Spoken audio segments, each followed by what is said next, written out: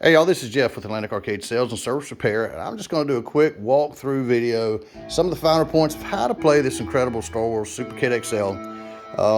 First of all, as we walk up to it here, we're actually in a classic arcade menu.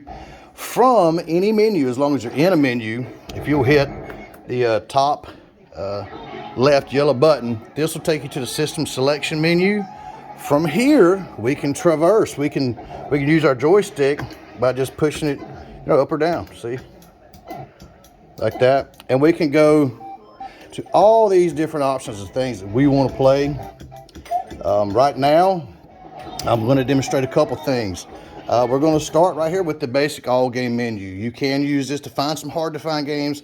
Games you just remember the name, you're not sure what console it's in, you're not sure if it's an arcade game. So you'll go here, to enter any of these, we're going to hit player 1. This is now going to take us into the all game menu. We can now scroll games one at a time by just using the joystick up and down. We can hold it up or down, as you see. It'll go fairly quick, or we can hold it left to right and it will go very fast.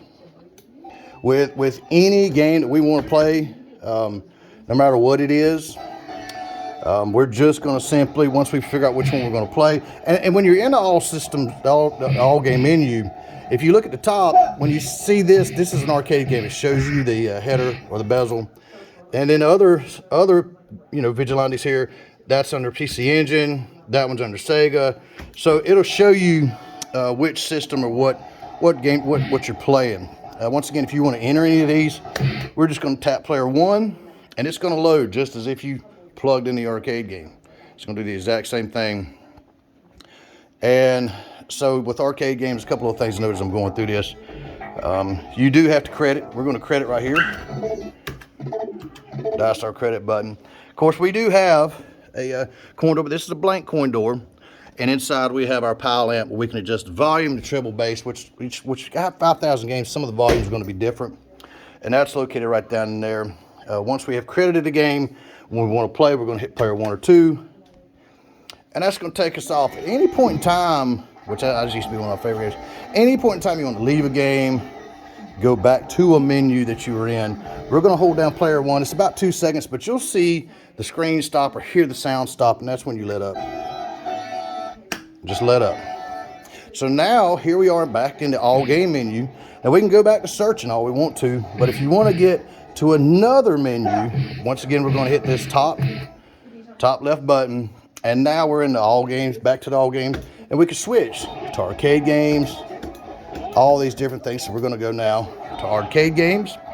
To enter, we're going to tap player 1. And away we go. And what I'm going to do is I'm just going to demonstrate that the joysticks and buttons are all working. This is a great game to do that with. Street Fighter. To enter, once again, we're going to hit player 1. That's going to take off on the game. But just look at this while we're here. You can just really get a look at this cabinet here and the light. Really great looking cabinet. Hey, buddy. Hey there, buddy.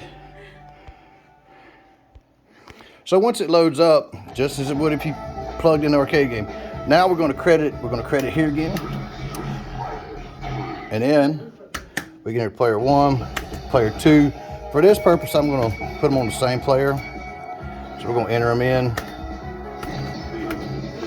and we're going to do our supers.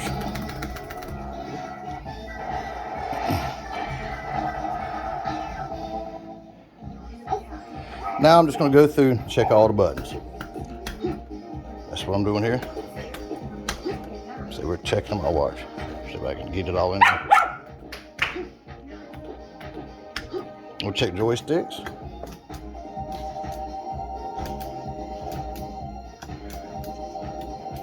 Now I can also check the 4-way right here as well. And the 4-way buttons. So that's operational. So now once again we're going to exit out of here. We'll hold this down to here, stop.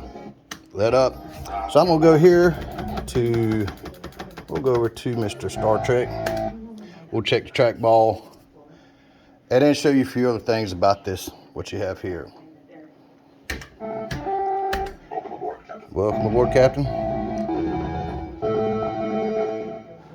There we we go. Mr. Trackball is working great. There's several trackball games you're really going to enjoy. Operation Wolf is one of my favorites. Once again, to exit out, we're going to hold down player 1.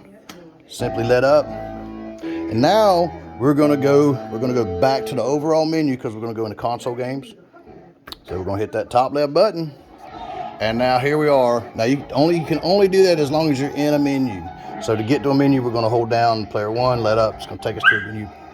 So now we can scroll down to consoles. And we're going to hit player 1. This is not going to enter sense. So here's Mike Tyson's Punch Out.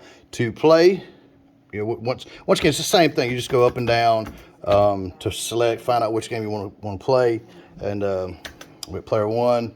Now with console games, you're all gonna have to kind of figure out your path. But you know, with Nintendo games, it's gonna be these 2 buttons, or right here, these 2 buttons, whichever one you're playing, and then these 2, you know, just like on the regular controller. So you won't have to credit any of the console games. It's just figuring out your path to play. Typically, it's hitting this on Nintendo games or these 2 buttons. It's going to be one or the other, but typically it's hitting these on Nintendo. So it's going to take off. Once again, to get out, we're going to hold down player 1. You'll hit stop, you'll let up. From here to get back to the overall menu to pick other systems, we hit that top yellow button. Now, I'm going to turn the light on. Hey, buddy, I got to get back here. There you go. Got to go back here. So I actually have other videos that'll show you, but the card's right here. If I can get it, it's right here is where your card is. So if there's an upgrade, you just simply turn the game off, pull the card out, put the new card in, turn it on, and that's pretty much it. Away you go. And I have separate videos all for that. Some periodic maintenance that you'll need to do, typically with these control panels. So what I have here is I have steel and Lexan. So typically you'll have to come back with your nut driver, just tighten up around the joystick or the trackball. When it's just steel and not Lexan, I can use the Loctite to help things out. But when you incorporate Lexan, Loctite does not like Lexan. It scratches it and scars it, and you just can't use it with it. So in order to get here, you'll reach through the coin door, and there's a latch on the left and a latch on the right that I'm about to latch. But you just reach through the coin door and you'll feel them. You know how latches work from having games already. So that's pretty much it. If you end up from like kids down there hitting every button and they get into a strange menu, with it being a Raspberry Pi, a 3B Plus, all you're gonna have to do is turn the game off, turn it back on, it's gonna reset. If you have any problems, any questions, or anything at all, you give me a call and let me know, and I'll address them right then. We'll get things taken care of. Appreciate your business. This game turned out looking incredible. Once again, it's just a quick walkthrough. And also look on here, we got the LEDs under the control panel. Super brights and doors, LEDs for the Millennium Falcon, Battleship. I mean, everything just turned out looking great on this cabinet. Y'all, to get your game on, give me a call today, 843-450-0171.